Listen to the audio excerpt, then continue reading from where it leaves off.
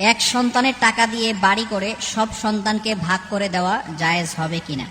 খুবই গুরুত্বপূর্ণ প্রশ্ন। বর্তমানে প্রবাসী ভাই যারা আছেন, যারা বাহিরে অক্লান্ত পরিশ্রম করেন, যারা বাহিরে আছেন তারা বুঝেন কতটা কষ্ট করেন, কতটা পরিশ্রম করেন।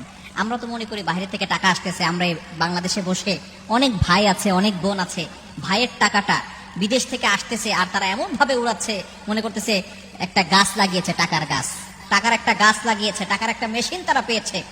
কষ্ট করে পরিশ্রম করে বাহিরে তারা পরিবার থেকে দূরে সরে গিয়ে, তারপরে বাবার থেকে দূরে সরে গিয়ে, মায়ের থেকে দূরে সরে গিয়ে, সকল ভালো মানুষগুলোকে, ভালোবাসার মানুষগুলোকে দূরে রেখে এক দেশ থেকে অন্য দেশে গিয়ে পরিশ্রম করছে, অক্লান্ত পরিশ্রম। ঈদের সময় ঈদ উদযাপন করতে পারে না, কতটা কষ্ট তাদের।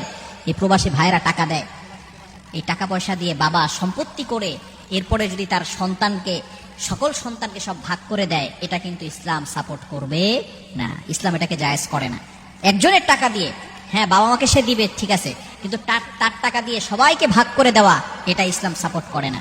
বর্তমানে অনেক পিতামাতা এমন আছে। কিছুদিন আগে আমাকে একজন ফোন দিয়ে বলছে, হুজুর আমি প্রবাসে থাকা অবস্থায় 5 বছর 6 বছর প্রবাসে থেকেছি, সেখান থেকে প্রায় 64 লক্ষ টাকা পাঠিয়েছি। 64 লক্ষ টাকা। মায়ের যে সময় যেটা লেগেছে সেই সময় সেটা দিয়েছি, বাবার যে সময় যেটা লেগেছে সেই সময় সেটা দিয়েছি, ভাইকে দিয়েছি, বোনকে দিয়েছি, সবাইকে দিয়েছি। আমার টাকা দিয়ে বাড়ি করা হয়েছে, সবকিছু ঠিকঠাক মতো হয়েছে। যখন আমি আসছি, আসার পরে আমি সবাইকে যখন সবকিছু দিয়েছি, আসার পরে আমার মা বলে আমি নাকি তাকে কিছুই দেইনি, আমার বাবা বলে আমি নাকি তাদেরকে কিছুই দেই নাই।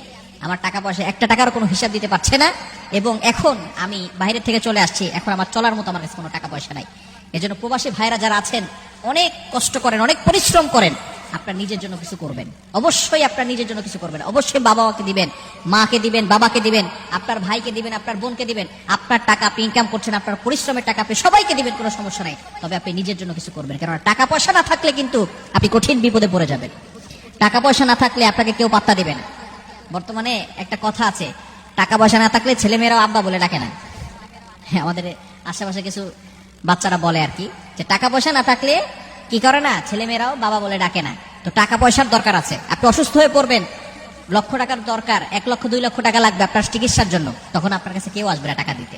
এজন্য আপনার নিজের কিছু দরকার আছে, নিজের কিছু প্রয়োজন আছে। আপনি আপনার বউকেও বিশ্বাস করবেন না।